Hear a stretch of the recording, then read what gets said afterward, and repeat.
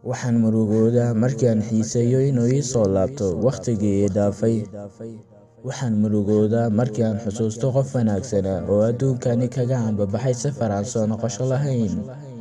Waxaan murugoodaa markii aan hor istaago muraayadda ee aan ku sigtay inaan garan waayo muuqayga, yacni inaan isgaran waayo aniga isbeddel igu dhacay awgeed. Waxaan murugoodaa markii aan u diro cod dheer oo qayladhaan ah ee aan waayo cid ii jawaabta. Waxaan murugoodaa markii aan dareemo dulmi la igu hayo oo aanan taag u haynin inaan ka difaaco naftayda. Waxaan murugoodaa markii aan arko duruufaha iyo waayaha adduunka ee gedisan oo igu riixaya inaan mid mid uga tanaasulo himilooyinkii aan muddo dheer ku riyoonayay. Waxaan murugoodaa markii aan cod dheer ku qoslo anigoo doonaya keliya inaan codka dheer ku qariyo reeraynka oohintayda. Waxaan murugoodaa markii aan dareemo inaan sabab u ahaa murugada uu ruux kale la silcayo. Waxaan murugoodaa markii aan jacaylka dartii uga tanaasulo waxyaabo badan oo ay naftayda u baahnayd.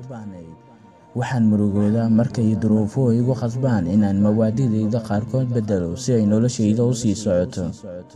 Waxaan murugoodaa markay waayuhu i badaan inaan jelo kaalin aan igu habboonayn.